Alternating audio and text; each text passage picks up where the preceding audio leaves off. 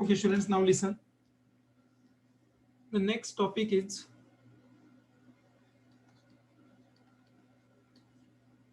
job sequencing.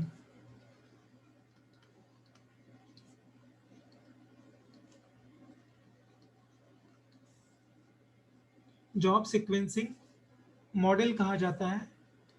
इसमें actually हमारा target क्या है उसको पहले हम समझ लेते हैं।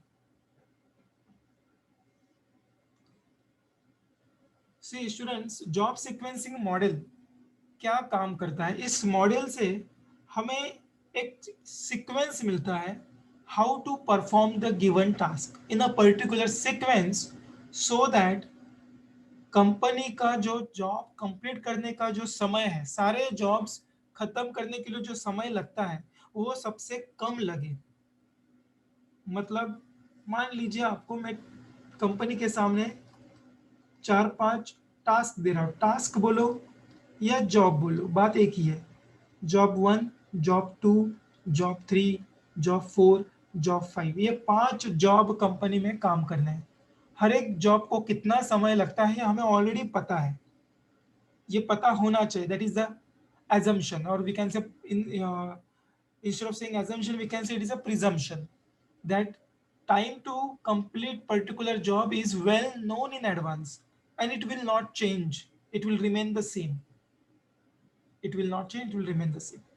तो ये सारे जॉब एक मशीन पे काम होते हैं, एक मशीन पे किए जाते हैं। मशीन ए फॉर एग्जांपल, हर एक का समय दिया है 10, 8, 7, 20, 15 hours, minutes, what ever time is given. अब अपने सामने टास्क ये है कि कौन सा जॉब पहले करना चाहिए और कौन सा बाद में। Now you must be thinking, sir क्या फर्क पड़ता है, फिफ्थ जॉब पहला करो, बाद में फोर्थ करो, थर्ड करो, या फिर पहले थर्ड करो, सेकंड करो, वन करो, कोई भी सीक्वेंस करो सर, इतना तो समय जाएगा ही। जो इसका टोटल है 10 + 8 + 7 25, 25 + 20 45, +5 50 60 आवर्स तो सर लगेंगे ही, चाहे सीक्वेंस कुछ भी करो। इसमें सीक्वेंसिंग मॉडल की क्या जरूरत है? सही कहा आपने, यहाँ पे सीक्वेंसिंग मॉडल की जरूरत नहीं है स्टूडेंट्स। चाहे सीक्वेंस कुछ भी हो, 60 आवर्स तो लगने वाले हैं सारे जॉब कंप्लीट होने के लिए। बट अगर सिर्फ एक मशीन पे नहीं काम हो रहा हो, एक जॉब के लिए 2 मशीन की जरूरत पड़ती है, तब प्रॉब्लम हो जाएगी। मशीन बी पे ये जो जॉब है, मशीन ए पे 10 घंटा लेता है, फिर इधर 5 घंटा लेता है, तब जाके वो कंप्लीट हो जाता है आफ्टर टेकिंग 15 आवर्स टोटल। यहाँ पे 7, 10, 11, 12। Now there is a problem कि प्रेफरेंस कैसे देना है। ये पक्का है कि पहले जॉब मशीन ए में जाएगा, मशीन ए से बाहर आने के बाद फिर वो मशीन बी में जाएगा। और बाय द वे ये जो ऑर्डर है, पहला जॉब मशीन ए में और फिर बी में, ये जो ऑर्डर है ए टू बी, ये सारे जॉब के लिए लागू होता है, तभी ये मॉडल काम करेगा। हर एक मॉडल के अपने अपने एजम्पशंस होते हैं स्टूडेंट्स। एजम्पशंस का मतलब, अगर ऐसा रहा तो ही मेरे नियम चलेंगे, तो ही ये मॉडल के दिए हुए रूल्स चलेंगे, अदरवाइज नहीं। इकोनॉमिक्स में भी आपने सीखा है, law of demand, law of supply, उसमें हर एक में एजम्पशन होता है। हर एक मॉडल का एजम्पशन का मतलब ही वही है कि जो अगर ऐसा होगा तो ही ये मॉडल काम करेगा। तो यहाँ पे क्या लिखा है, अगर सारे जॉब का सीक्वेंस यही रहेगा, पहले मशीन ए में फिर मशीन बी में, तो ही ये मॉडल काम करेगा इसके ऊपर। ऐसा होना नहीं चाहिए कि फोर्थ जॉब पहले बी में डालना पड़ता है फिर ए में, ऐसा नहीं। ये मैं थ्योरी के लिए बता रहा हूँ स्टूडेंट, इसका प्रैक्टिकल से कुछ लेना देना नहीं है। तो ये एक एजम्पशन याद रखो। अब टारगेट क्या है यहाँ पे, कि सारे जॉब खत्म करने हैं, पर हमें ऑप्टिमल जॉब सीक्वेंस नहीं पता। ऑप्टिमल मतलब सबसे बढ़िया सीक्वेंस, जहां पे कंपनी की टाइम सबसे कम लगे। तो शायद सीक्वेंस ऐसा भी हो सकता है, पहले फर्स्ट करो, फिर फिफ्थ करो, फिर फोर्थ जॉब करो, फिर थर्ड एंड फिर टू। या फिर ऐसा भी हो सकता है second, 5, 3, 2, 4। There are n number of combinations, n number of permutations will take place. हमें यही सीखना है कि सबसे बढ़िया जॉब सीक्वेंस कैसे निकालें। जॉब सीक्वेंस का मतलब order of performing the job, और ऑप्टिमल का मतलब सबसे बेस्ट ऑर्डर जहां पे कंपनी का टाइम मिनिमम हो। सारे जॉब कंप्लीट करने का जो समय होता है उसको एक नाम दिया गया है, that is called as elapsed time. Lapse time, पांचों के पांचों जॉब खत्म करने के लिए जो समय लगता है that is called as lapse time. तो हमें ये ख्याल रखना होगा कि कोई मशीन ऐसा नहीं होना चाहिए कि आइडल बैठा है, मतलब उस मशीन के पास काम ही नहीं है 2 घंटे के लिए 3 घंटे के लिए, तो वो तो वेस्टेज ऑफ टाइम हो जाएगा। हमें आइडल टाइम भी रिड्यूस करना है, हमें बढ़िया ऑप्टिमल जॉब सीक्वेंस भी निकालना है। तो ये सब आंसर्स कैसे मिलेंगे? When you follow job sequencing model students. जब मैं आपको स्टेप्स सिखाऊंगा कि जॉब सीक्वेंसिंग मॉडल के स्टेप्स क्या है, तब हमें एक बढ़िया आंसर मिलेगा, ऑप्टिमल फाइनल आंसर मिलेगा। बट उसके कुछ एजम्पशन जो मैंने पहला बताया कि सारे जॉब के टाइमिंग वेल नोन एडवांस में ही पता होने चाहिए, और ये टाइमिंग बदलने नहीं चाहिए। सडनली ऐसा नहीं होना चाहिए फिफ्थ जॉब सर मशीन ए में 15 नहीं उसने 20 घंटे लिए सडनली। ऐसा नहीं होना चाहिए थर्ड जॉब मशीन बी में 10 घंटे लेता है, in reality it takes 3 hours और might be more than 10 hours। ऐसा नहीं होना चाहिए, it should be constant, well known in advance. दूसरा एजम्पशन मैंने बताया, जो जॉब परफॉर्म करने का जो सीक्वेंस है वो सारे जॉब के लिए सेम होना चाहिए। सारे जॉब के लिए either it should be A to B और it should be B to A, चाहे सीक्वेंस कैसा भी हो पर सबके लिए सेम सीक्वेंस होना चाहिए परफॉर्मेंस ऑपरेशन का। पहले मशीन ए में जाएगा फिर बी में सारे जॉब, या फिर सारे जॉब पहले बी में जाएंगे मशीन बी में और फिर ए में आएंगे। ओके। नेक्स्ट एजम्पशन ये है कि एक machine machine A at a time सिर्फ एक ही जॉब परफॉर्म कर सकती है, एक जॉब के ऊपर ही काम किया जा सकता है। ऐसा नहीं है कि आप टाइम बचाने के लिए आप ये दोनों के दोनों जॉब मशीन ए को दे दो। At one time you can perform only one job, that is the assumption. Next assumption ये है कि कंपनी के पास सिर्फ ये दो ही मशीन अवेलेबल है, there should not be similar type of machine available. मतलब अगर ऐसा है ये मशीन A1 है और कंपनी के पास और एक मशीन ए है सेम टाइप का, हम उसको A2 बोलते हैं, फिर तो ये जॉब सीक्वेंसिंग मॉडल काम ही नहीं करेगा। बिकॉज मशीन A1 में ये पहला जॉब जाएगा, दूसरा जॉब मशीन A2 में जाएगा, फिर सीक्वेंसिंग मॉडल नहीं चलेगा। सीक्वेंसिंग मॉडल कहता है there is only one type of machine available. Okay. Next, एक जॉब खत्म होने के बाद ही दूसरा जॉब लिया जा सकता है, एंड जो मशीन एक के बाद जो बाहर आएगा जॉब 10 घंटे के बाद जॉब वन का आउटपुट जब बाहर आएगा, उस आउटपुट को हमें मशीन बी में ट्रांसफर करना पड़ेगा। बट ये जो इन ट्रांजिट टाइम जो होगा ना, इन ट्रांजिट मशीन ए से बी तक ट्रांसफर करने का जो समय है वो नेग्लिजिबल होगा, मतलब जीरो ही मान लो। और किसी भी जॉब की अर्जेंसी नहीं होनी चाहिए। ऐसा नहीं है कि हमने एक best job sequence find out किया, ये सपोज थोड़ी देर के लिए मान लो ये बेस्ट सीक्वेंस है, हमने पहला जॉब किया, फिफ्थ किया, और सडनली हमें पता चला अरे सेकेंड जॉब का जो कस्टमर है उसका जॉब पहले करना पड़ेगा अभी, बाद में फोर्थ एंड थर्ड, फिर गड़बड़, फिर मॉडल नहीं काम करेगा। No job is urgent, all jobs are equal. किसी भी जॉब की अर्जेंसी नहीं होनी चाहिए, अगर अर्जेंसी है तो इसको हटा दो इस मॉडल में से। ओके। ठीक है स्टूडेंट्स, अब आपको टारगेट तो पता चल गया हम क्या सीखने वाले हैं इस टॉपिक में, बेस्ट जॉब सीक्वेंस, और वो कैसे सिलेक्ट करेंगे उसका मैं स्टेप्स बताऊंगा। So let's start with the sum to understand the steps, जैसे असाइनमेंट में किया।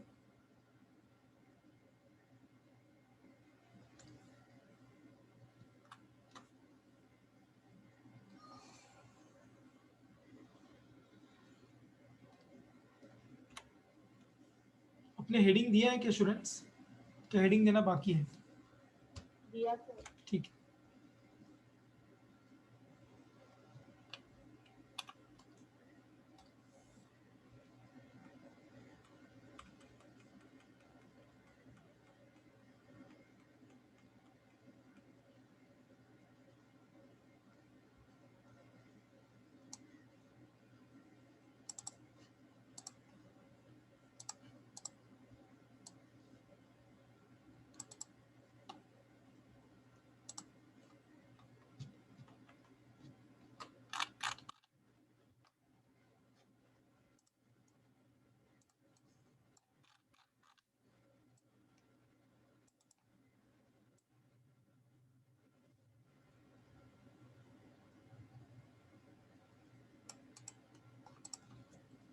Okay, let's read the question, students. There are 5 jobs. Roman number 1 से लेकर रोमन नंबर 5 तक are to be processed on 2 machines A and B in the order AB. चलो question ने यहाँ पे हमें ऑर्डर बता दिया, मतलब ए में पहले जॉब जाएगा फिर बी में, बट कभी कभी स्टूडेंट्स क्वेश्चन में ऑर्डर मेंशन नहीं होता। जब ऑर्डर मेंशन ना हो तो हम एज्यूम करेंगे पहले ए में फिर बाद में बी में, if it is not given. So you can see the table, table read करते हैं थोड़ा। जॉब्स दिए हुए फर्स्ट कॉलम में, फिर उसके बाद कितना समय वो लेगा मशीन ए में और मशीन बी में, वो in terms of hours बता दिया है, that is called as processing time. What is the meaning of processing time? The time taken by one job to complete on a particular machine. Okay, find करना है हमें total minimum elapse time. Minimum हमारा target है सबसे बढ़िया, minimum मतलब optimal, and idol time for each machine. शायद हो सके बीच में हमारी मशीन आइडल रह जाए, कुछ काम ही नहीं है, तो वो भी फाइंड आउट करना है। मशीन ए का आइडल टाइम, मशीन बी का भी आइडल टाइम। जितना आइडल टाइम कम रहेगा उतना हमारा सारे जॉब खत्म करने का समय कम रहेगा। सो let's start with the job sequencing model technique.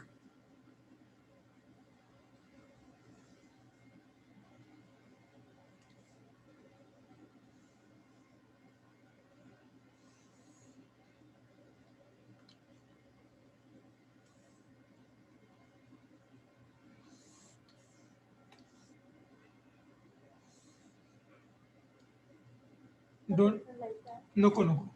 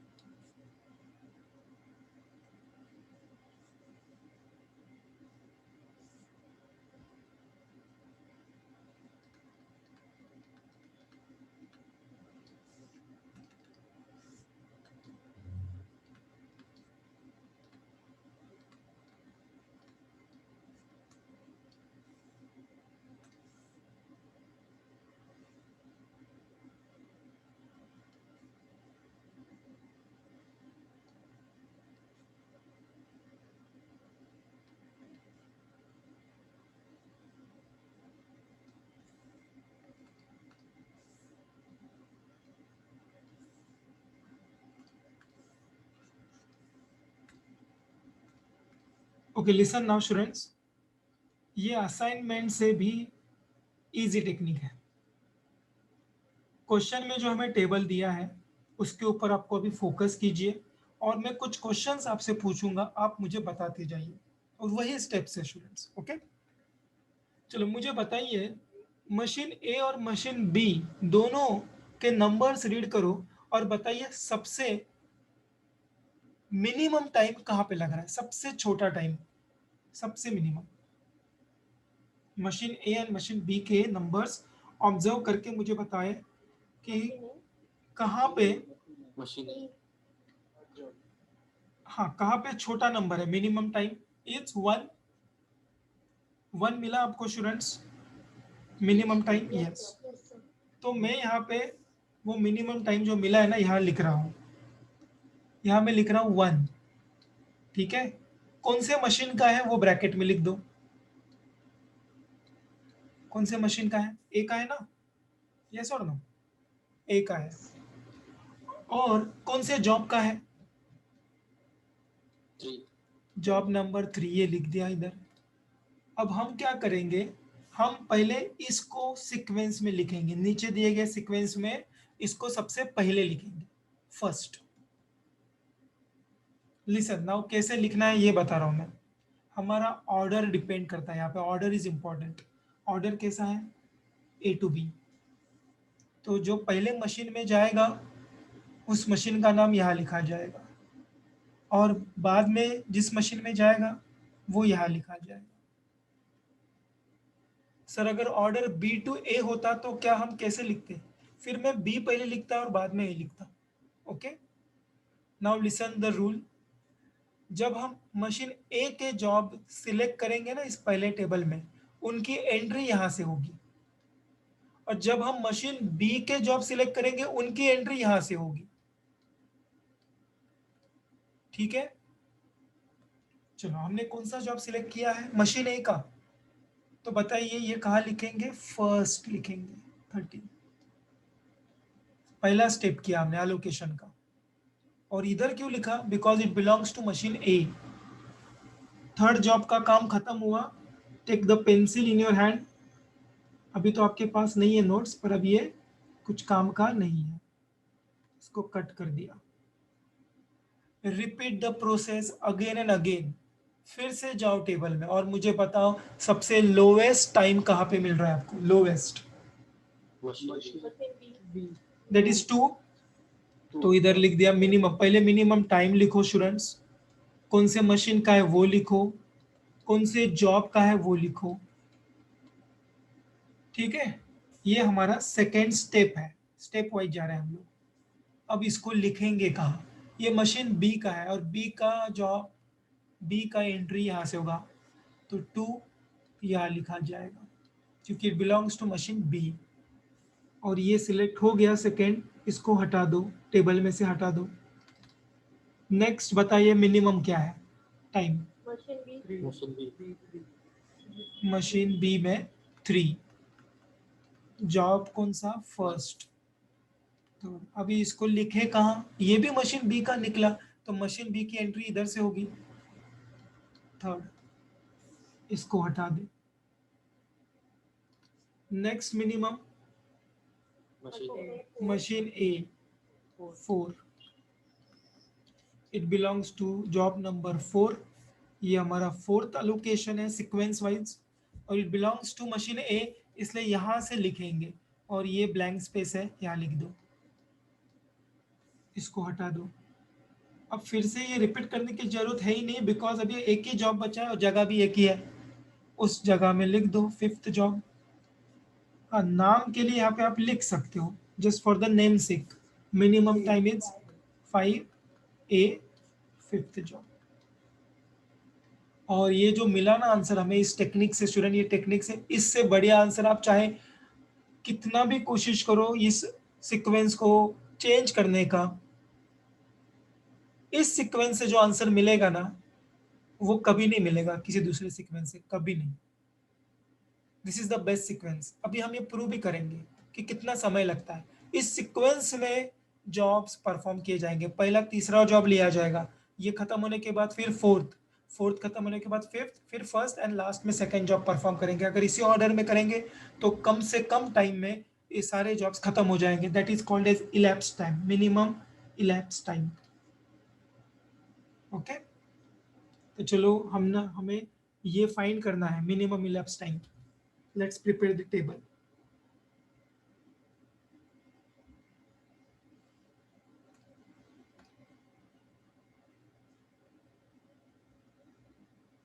minimum lapse time calculation.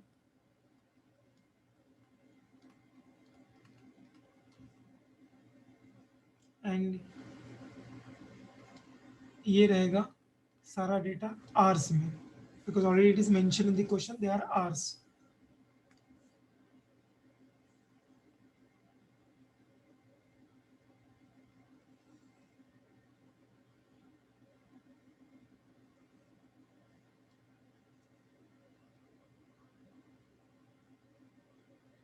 One, two, five.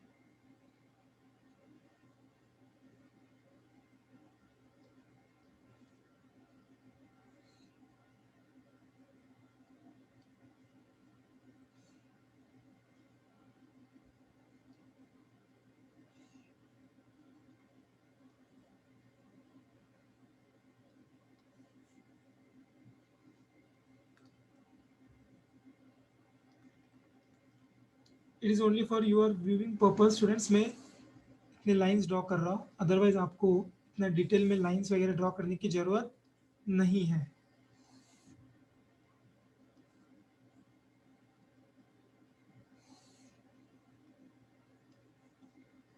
Okay, so job का सीक्वेंस पहले यहाँ लिख दो जो हमें मिला है.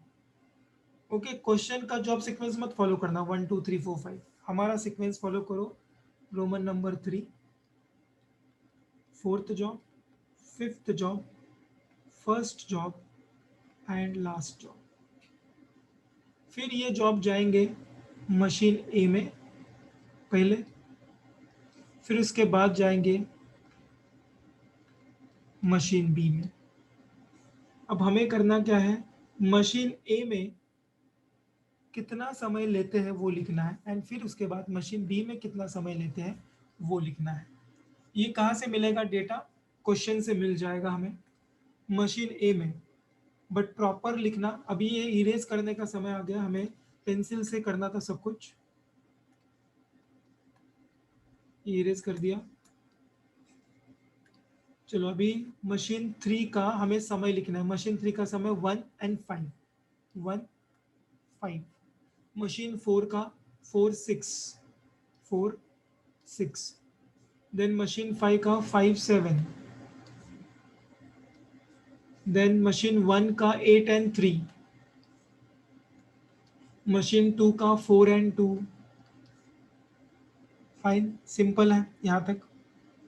Then we have to make these extra columns.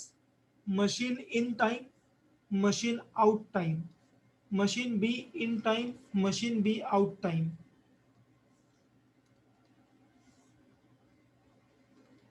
Okay, in and out time, both the machines. शुरू कहाँ से करेंगे, मान लीजिए घड़ी स्टार्ट हो गई, अभी 0 बजे है.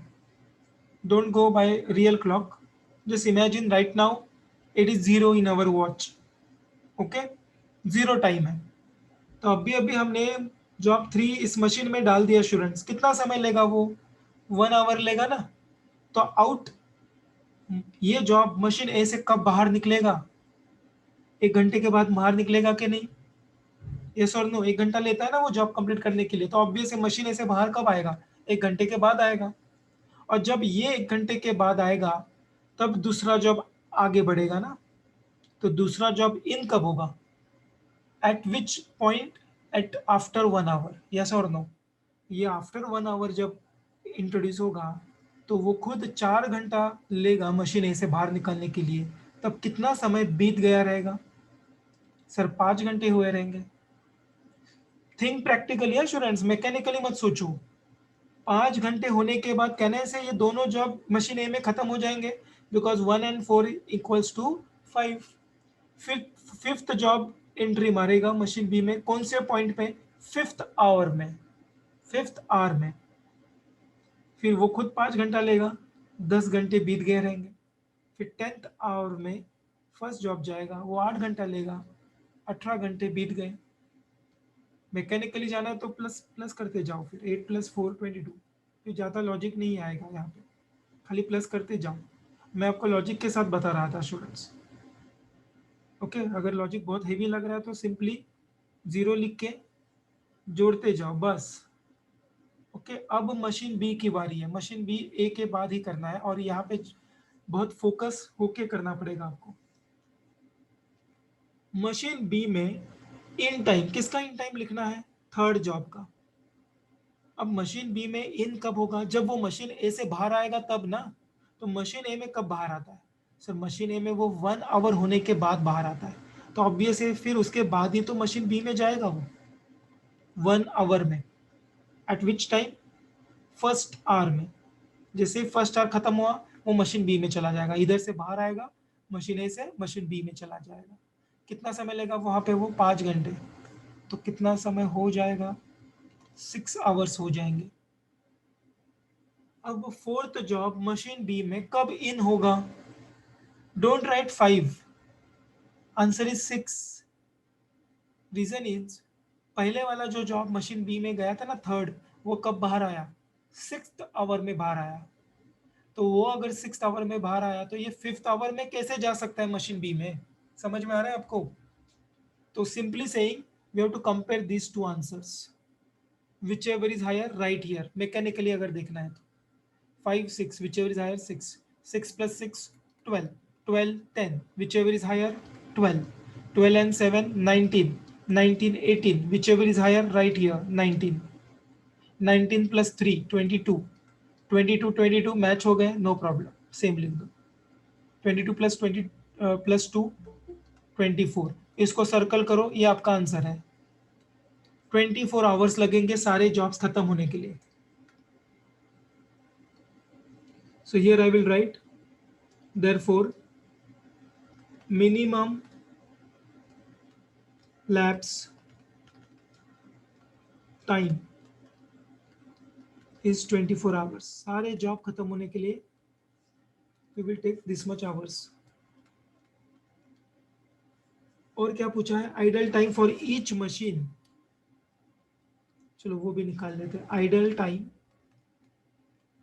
Of machine A, idle time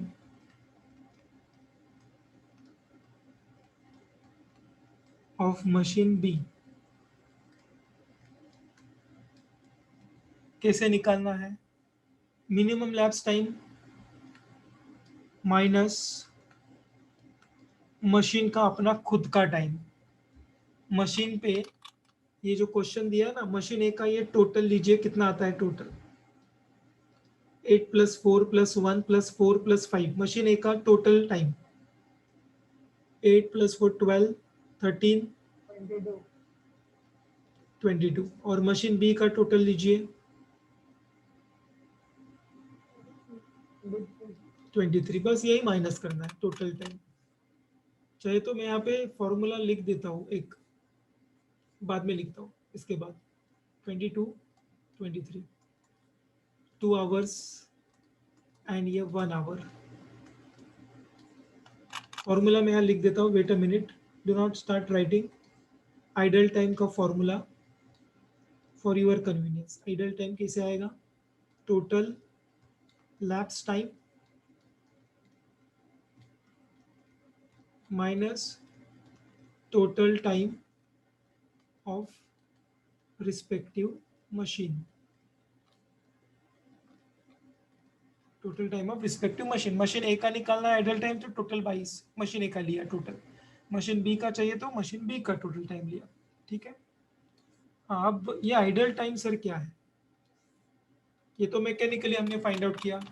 क्या बता रहा है टेक्निक कि मशीन ए 2 घंटा आइडल रही, कुछ काम ही नहीं किया मशीन ए ने 2 घंटे के लिए, और मशीन बी ने 1 घंटे के लिए कुछ काम नहीं किया। मैं आपको बता दूं टेबल में वो कहाँ छुपा है आइडल टाइम प्रैक्टिकली।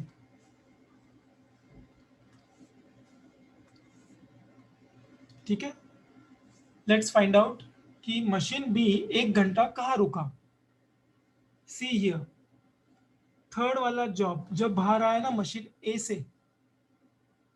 थर्ड वाला जॉब जब बाहर आया मशीन ए से, फिर उसके बाद ही वो मशीन बी में गया ना। तो बताइए 1 घंटे के लिए मशीन बी खाली थी कि नहीं शुरुआत में?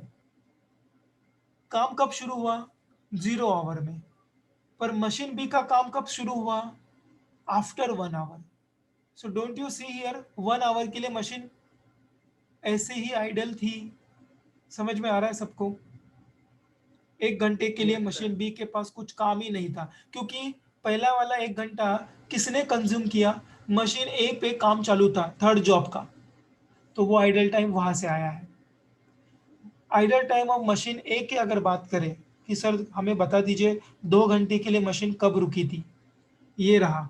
मशीन ए के सारे काम कब खत्म हुए?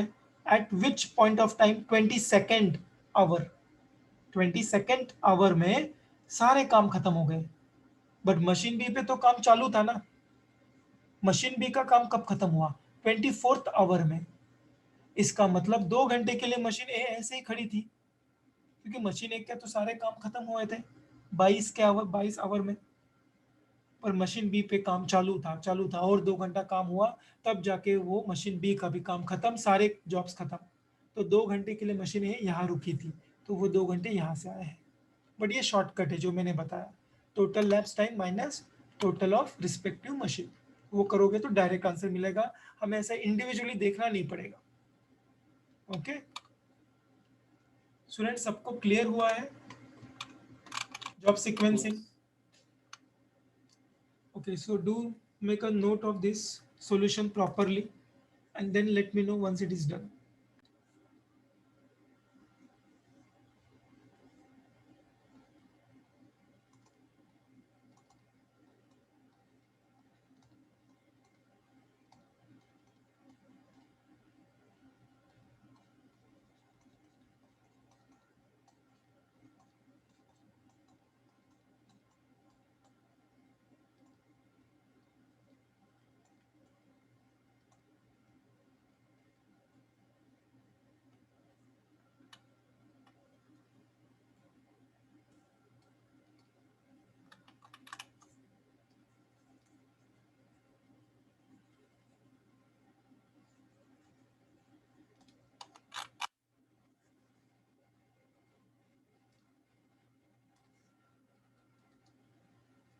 Okay, meantime, you complete the half solution. I will explain everything again. So same process किया है स्टूडेंट्स, पूरा टेबल पहले रेडी करके रखो फॉर्मेट में। Optimal job sequence, 4 blank spaces ready रखना बिकॉज देयर आर 4 जॉब्स। ऊपर ऑर्डर मेंशन जरूर करना, order is A to B. इसका मतलब हुआ जब ए मशीन का जॉब सिलेक्ट होगा यहाँ से इंसर्ट होगा, जब बी मशीन का जॉब सिलेक्ट होगा तो हम यहाँ से इंसर्ट करेंगे इस ब्लैंक स्पेसेस पे। तो सबसे पहले हम मिनिमम नंबर फाइंड आउट करेंगे। Minimum number comes out to be 18। So मैंने यहाँ पे 18 लिख दिया। कौन से मशीन का है? मशीन ए का है, वो लिख दिया। कौन से जॉब का है? जॉब 4 का, वो लिख दिया। तो ये यहाँ से कट कर दो। और फोर्थ जॉब मशीन ए को बिलोंग करता है, इसलिए यहाँ लिख दिया मैंने फर्स्ट ए के साइड में। बी का, बी मशीन का जब we can say job select होगा तो बी के साइड से लिखना शुरू करेंगे। नेक्स्ट मिनिमम 21 है, 21 यहाँ पे भी है, 21 यहाँ पे भी है। ये जो टाई हुआ है is of no use because ये tie between the two machines हुआ है। जब टाई दोनों मशीन के बीच में होता है तो आप कोई भी एक जॉब सिलेक्ट करके आगे बढ़ो, हमारा सीक्वेंस बदलने वाला नहीं है। तो मैंने प्रेफरेबली मशीन ए पहले सिलेक्ट किया, तो इसलिए 21 मशीन ए, जॉब 2 लिखा। और मशीन ए का होने के कारण ए के साइड से लिखा, इंसर्ट किया सेकेंड, और फिर ये कट हो गया। फिर मिनिमम 21 बी का था, वो लिखा जॉब 3। मशीन बी का जॉब होने के कारण मैंने यहाँ से इंसर्ट किया जॉब 3। फिर ये कट हो गया and then only one job remains, that is first. Minimum time उसका 28 है, खाली नाम के लिए वो कंप्लीट कर दो प्रोसेस। ठीक है, then after that next table we will prepare.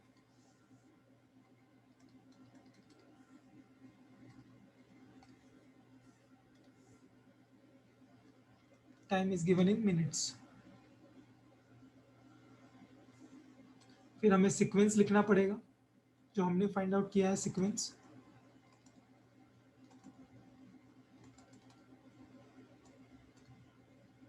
चलो मैं सीक्वेंस लिख रहा हूँ स्टूडेंट्स, ये वाला Roman number 4, then second, then first, then third. इनके रिस्पेक्टिव मशीन टाइमिंग्स में लिख देता हूँ टाइम के कॉलम में।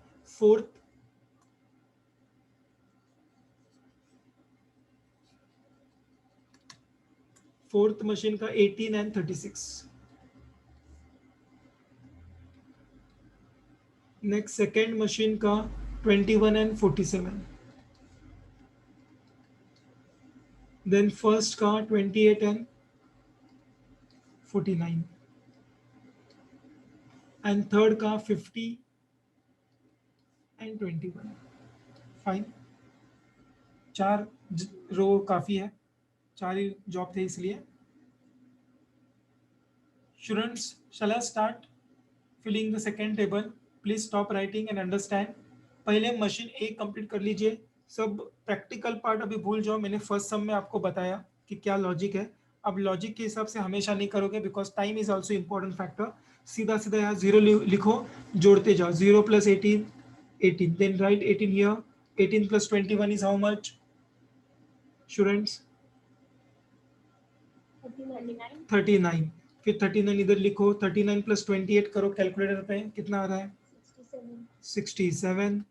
देन 67 इधर लिखो। 67 + 50 117। दैट्स इट, पहला फटाफट हो जाता है।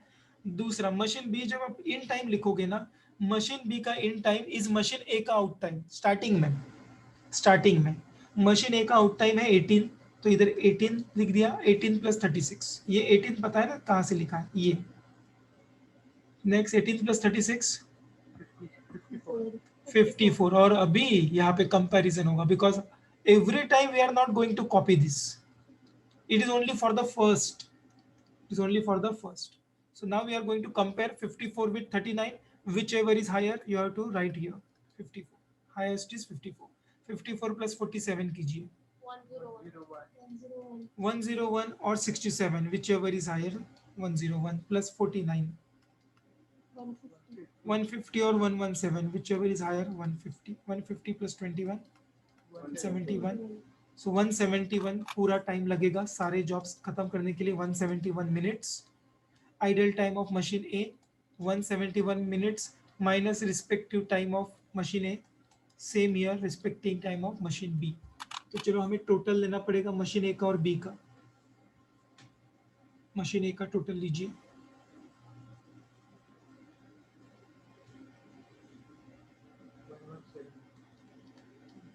And here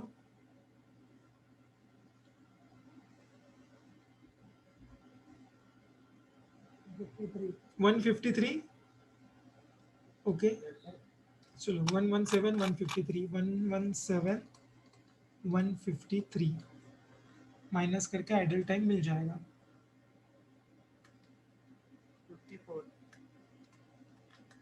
54 minutes. और ये 18 करेक्ट है ना? ओके 18 मिनट्स हो गया। सेम ही किया repeatedly, nothing new we have done. Formula अभी बार बार लिखने की जरूरत नहीं है। प्लीज कंप्लीट करो answer.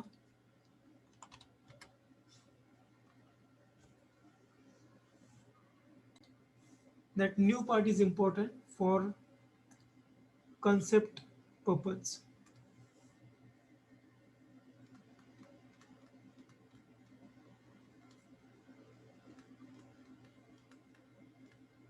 When there is a tie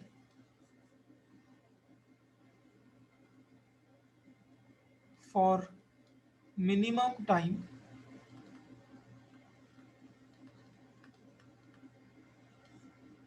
between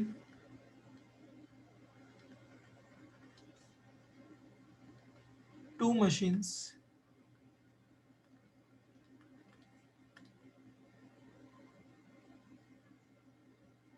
select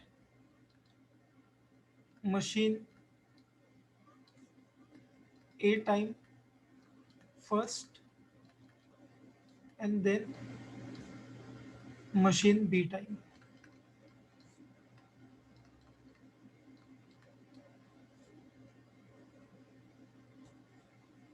The above tie won't make any difference in optimal job sequence. So in short, no impact on your solution, no impact. इस type का कुछ भी महत्व नहीं है. Okay, so students, let's start with question number 3. Our basic format is ready. Sequence of allocation. Definitely you know you are going to do it 5 times. तो आप ये फटाफट कॉपी करोगे एग्जाम में तो भी चलेगा. जैसे क्वेश्चन दिखा, first second third fourth fifth, second column ready कीजिए, minimum time and machine in bracket and job and optimal job sequence के लिए 5 जगह खाली रखो बिकॉज देयर आर 5 जॉब्स. ऊपर ऑर्डर मेंशन करना A to B. Okay, let's read. 5 jobs are to be processed on 2 machines A and B in the order AB. Order अगर question में नहीं बताया जाए, अज्यूम करना A to B है. Same question है, सेम टेक्निक करेंगे. बताइए सबसे मिनिमम टाइम कौन से मशीन पे है एंड कौन से जॉब के लिए. 10. Correct. So 10 on machine B, which belongs to job 4. Let us place this job number 4 here. बताइए कहाँ लिखूं मैं, फर्स्ट बॉक्स में लिखूं या लास्ट में. लास्ट में लिखा जाएगा क्योंकि ये बी को बिलोंग करता है. इसको कट कर देते हैं पेंसिल से. नेक्स्ट मिनिमम बताइए. मशीन है. What is the time? 25. It belongs to fifth. Fifth job कहाँ प्लेस करें, कौन से बॉक्स में? फर्स्ट बॉक्स में. फिफ्थ को हम हटा देते हैं. बताइए नेक्स्ट मिनिमम क्या है?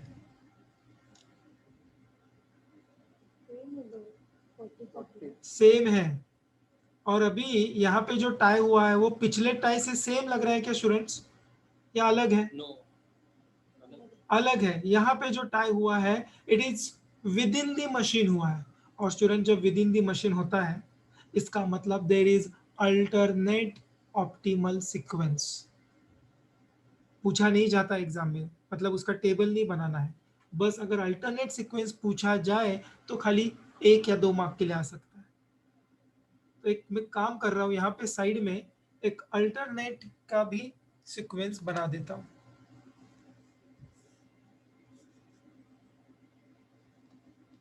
ये कब करना, अगर क्वेश्चन में पूछा जाए तो. Alternate optimal job sequence. Table बनाने के लिए नहीं पूछा जाएगा, जो नेक्स्ट टेबल है ना वो नहीं पूछेंगे क्योंकि अल्टीमेटली आंसर तो सेम ही आएगा. 3 4 5. ठीक है, यहां तक तो हम पहुंच गए. अब क्या हुआ है, अब हुआ है टाई. Tie between 40. अब वो 40 कौन सा लिखे? ए मशीन का तो है डेफिनेटली, बट 40 जॉब 2 का लिखे या जॉब 3 का? स्टूडेंट्स यहाँ पे अल्टरनेट है, हम कोई भी एक लेके आगे बढ़ेंगे. मैं यहाँ पे सेकंड ये ले रहा हूँ, सेकंड मशीन का 40. तो इसको मैं कहाँ प्लेस करूँ स्टूडेंट्स बताइए? सेकंड में लिखूं? ए को बिलोंग कर रहा है ना, तो सेकंड में लिख दिया. हाँ, सेकंड में लिख दिया. और मैंने अभी क्या किया, ये जो सेकंड में लिखा है इसके बाद स्टूडेंट्स ये सेकंड लिखने के बाद इमीडिएटली अभी और एक 40 बच गया. वो किसको बिलोंग करता है? वो थर्ड को बिलोंग करता है. और ये भी ए का ही है तो इधर लिख दिया. ए से इंसर्ट किया तो दोनों में टाई हुआ था ना 40-40. नाउ लिसन, अल्टरनेट सॉल्यूशन लिखते समय इनको हम इंटरचेंज करेंगे. पहला थर्ड लिखेंगे और बाद में सेकंड लिखेंगे. समझ में आया आपको अल्टरनेट सॉल्यूशन? क्योंकि मैंने सेकंड लिया है, कोई दूसरा स्टूडेंट रहेगा वो थर्ड भी ले सकता है पहले और बाद में सेकंड ले सकता है. तो उसका सीक्वेंस ऐसा दिखेगा। ओके, और अभी एक ही बच गया, नाम के लिए लिख देते हैं minimum time 70, machine B first, इधर लिख दिया। इससे सॉल्व करोगे ये टेबल सेम मिलेगा, इस सीक्वेंस से सॉल्व करोगे टेबल सेम मिलेगा। एग्जाम में अल्टरनेट सॉल्यूशन पूछेंगे तो सिर्फ सीक्वेंस बता के छोड़ देना। चलो अभी मुझे नेक्स्ट टेबल प्रिपेयर करना है। मीन टाइम, हाँ बोलो। वरचा टेबल आहे बघा, तो नाही ना दोन दोन करायचं, तो नाही करायचा, तिथे आपण नाही एक लिहिला तो नाही नाही नाही नाही। ठीक आहे, फर्स्ट तुम्ही हे लिहून घ्या, sequence of allocation alternate and optimal job sequence, जो मेन सोल्यूशन है।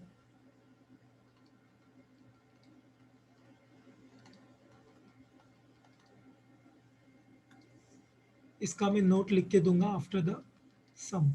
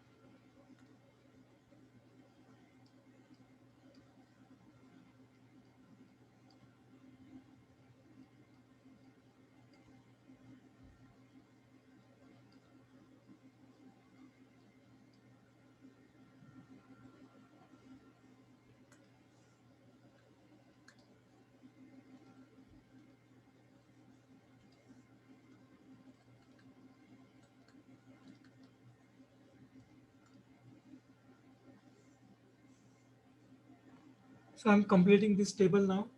रिस्पेक्टिव मशीन टाइम में लिख रहा हूं जॉब वाइज। फिफ्थ जॉब का 25 35,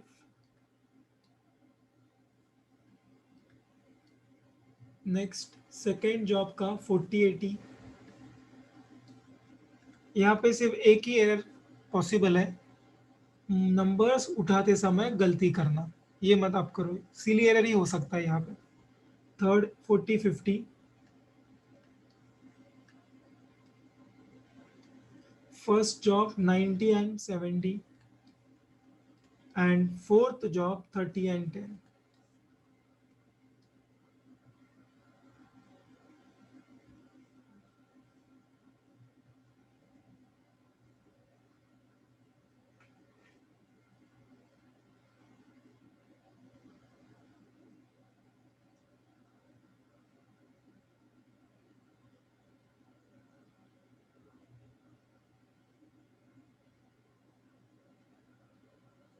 Okay, so let's begin with the zero time.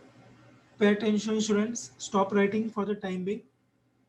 ये कैसे कंप्लीट करना है, यहाँ पे जीरो लेके फटाफट जोड़ते जाना है। 0 + 25 इज 25, 25 यहाँ लिख दिया वो, 25 + 40 65, 65 यहाँ लिख दो, 65 + 40 105, 105 + 90 195, 195 + 30 225 minutes.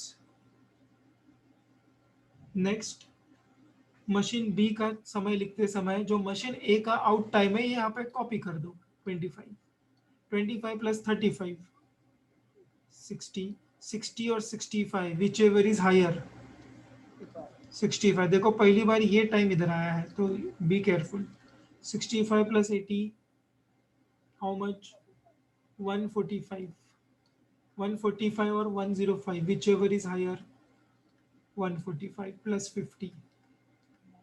195, 195 plus 70. 265.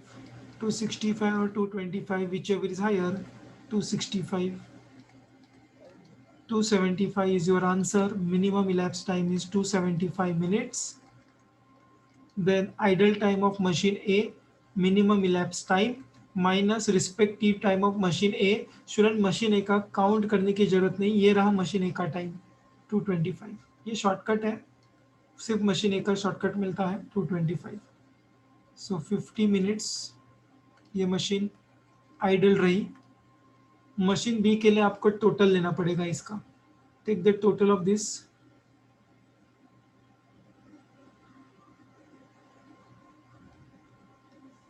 245, right? 275 minus 245. So machine B 30 minutes के लिए वेट करेंगी. You can cross verify this if you want. Machine B का वेटिंग टाइम देखिए. एक तो शुरुआत में 25 मिनट के लिए वो वेट किया, करेक्ट, क्योंकि मशीन ए का काम चालू था. फिर उसके बाद 60 मिनट में यहाँ पे काम खत्म हुआ, पर दूसरा काम 65 पे शुरू हुआ, बिकॉज मशीन ऐसे काम बाहर आया 65 पे. तो इधर 60 पे खत्म हुआ, पर काम नेक्स्ट 65 पे शुरू हुआ, तो वो 5 मिनट रुकना पड़ा. तो ये 30 मिनट वहाँ पे लेट हुआ है, आइडल हुआ है. मशीन एक का 50 मिनट रुकने का कहाँ पे समय गया? मशीन एक का सारा काम 225 पे खत्म हुआ, पर तभी मशीन बी पे काम चालू ही था. मशीन बी का काम खत्म हुआ 275. तो ये 50 का जो लैग है ये यहाँ पे हुआ है. ओके फाइन, कंप्लीट कर दो second table.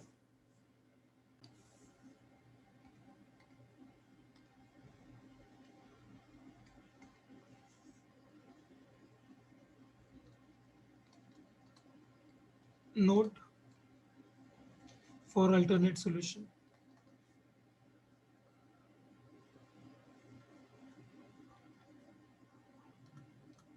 When there is a tie,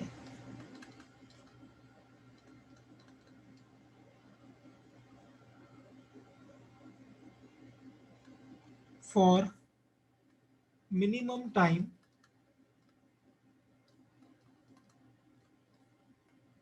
within the same machine,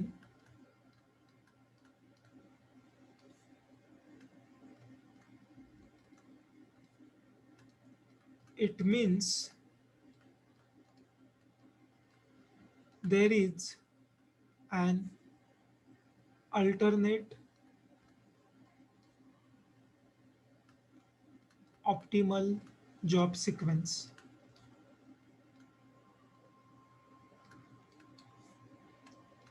You can select any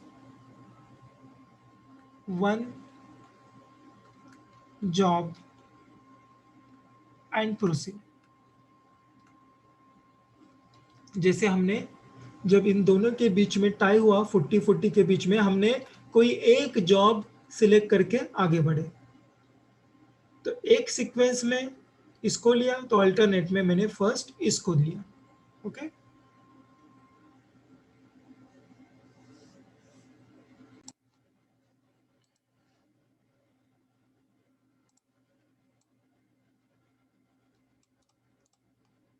take the screenshot of this question.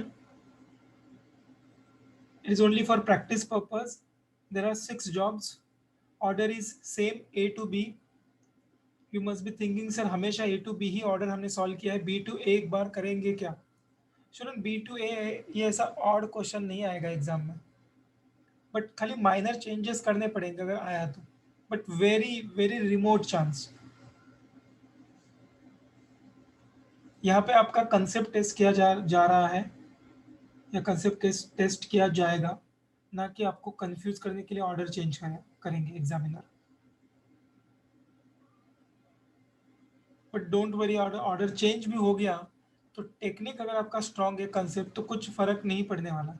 बस खाली ब्लैंक स्पेसेस पे लिखने का तरीका बदलेगा और सेकेंड टेबल में जहाँ पे हम मशीन ए लिखते हैं वहाँ पे मशीन बी और बाद में मशीन ए लिखा जाएगा। टू पुट इट सिंपल, जो हम मशीन ए पहले लिखते हैं वहाँ पे बी लिखो और बाद में ए लिखो। चलो ये स्क्रीनशॉट लिया रहेगा स्टूडेंट्स आपने, ये होमवर्क है कल के लिए। So we are going to wind up. Adarsh मी तुला वाइंड अप केल्यावर दाखवतो इथेच, मग तू स्क्रीनशॉट घे. Yes, you all can leave the lecture students. Okay. Thank you sir.